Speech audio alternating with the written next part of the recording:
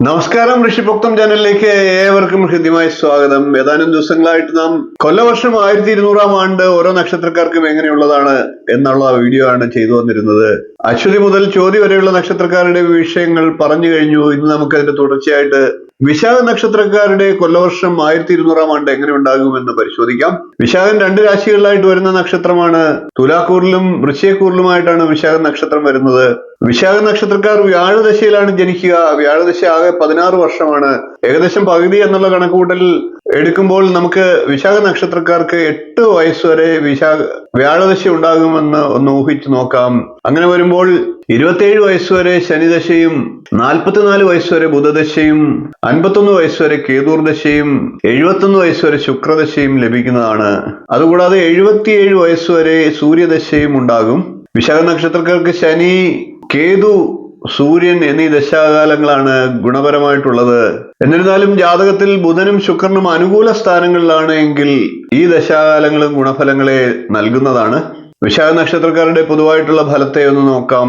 വിശാഖ നക്ഷത്രക്കാരെ സംബന്ധിച്ച് വർഷത്തിന്റെ ആരംഭം കഴിഞ്ഞ വർഷത്തിൽ നിന്ന് വ്യത്യസ്തമായിട്ട് അനുകൂലമായിട്ടുള്ള ഫലങ്ങളെ നൽകി തുടങ്ങുന്നതാണ്. അതുകൊണ്ട് തന്നെ ആ ആരംഭ ഭാഗത്തിൽ നല്ല രീതിയിൽ പ്രവർത്തനങ്ങളെ ഏകോപിപ്പിച്ചുകൊണ്ട് ചിന്തിച്ച് പ്രവർത്തനങ്ങളെ സജ്ജീകരിക്കുകയാണെങ്കിൽ നല്ല ഗുണഫലങ്ങൾ വർഷം മുഴുവൻ ലഭിക്കുന്നതാണ്. ബാങ്ക് ജീവനക്കാർ, നിയമരംഗത്തുള്ളവർ, ഏവിയേഷൻ രംഗത്ത് പ്രവർത്തിക്കുന്നവർ, അധ്യാപനം, ബാങ്കിങ് തുടങ്ങിയ മേഖലകളിലൊക്കെ പ്രവർത്തിക്കുന്നവർ, കൺസൾട്ടൻസി മേഖലയിലൊക്കെ പ്രവർത്തിക്കുന്നവർ, കമ്മ്യൂണിക്കേഷൻ രംഗം, മൊബൈൽ തുടങ്ങിയ മേഖലകൾ, ഇവർക്കെല്ലാം തന്നെ അനുകൂലമായിട്ടുള്ള സമയമാണ്. ഇത്തരത്തിലുള്ള സമാനമായിട്ടുള്ള തൊഴിലിൽ ഏർപ്പെടുന്നവർക്കും അനുകൂല സമയമാണ് എന്ന് പറയാം.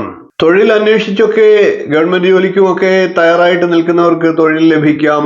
പ്രൈവറ്റ് മേഖലകളിലാണെങ്കിലും നല്ല ജോലിക്കൊക്കെയുള്ള സാധ്യത വിശാഖ നക്ഷത്രക്കാർക്കുണ്ട്. വിവാഹിതരായിട്ടുള്ളവർക്കും കുടുംബജീവിതം ആശ്വസിക്കാവുന്ന സമയമാണ്.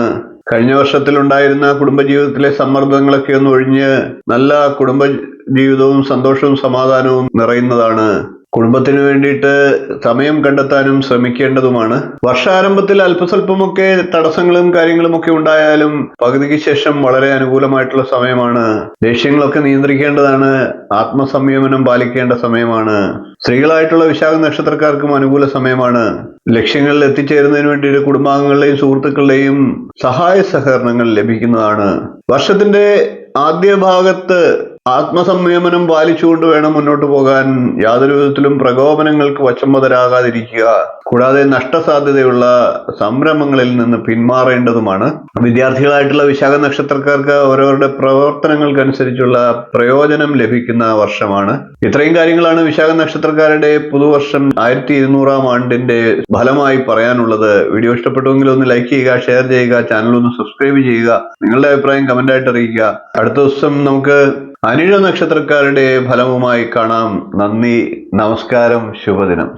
നമസ്കാരം. ജ്യോതിഷ സംബന്ധമായിട്ടുള്ള നിങ്ങളുടെ ആവശ്യങ്ങൾക്ക് എന്നെ വിളിക്കാവുന്നതാണ്. ജാതകം, പ്രശ്നം, മുഹൂർത്തം തുടങ്ങി ജ്യോതിഷപരമായിട്ടുള്ള എല്ലാ ആവശ്യങ്ങൾക്കും നിങ്ങൾക്ക് നേരിട്ട് വരാവുന്നതാണ്. അതുകൂടാതെ ഓൺലൈൻ കൺസൾട്ടേഷൻ കൂടി ഉണ്ടാകുന്നതാണ്.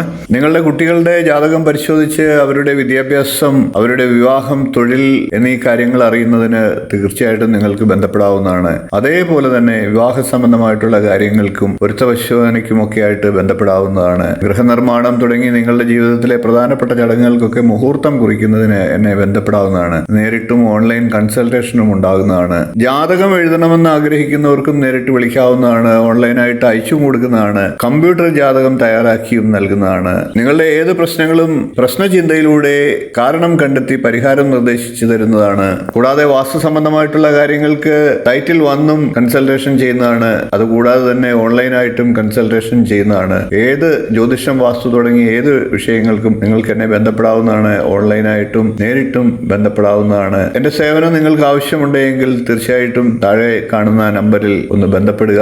നമസ്കാരം.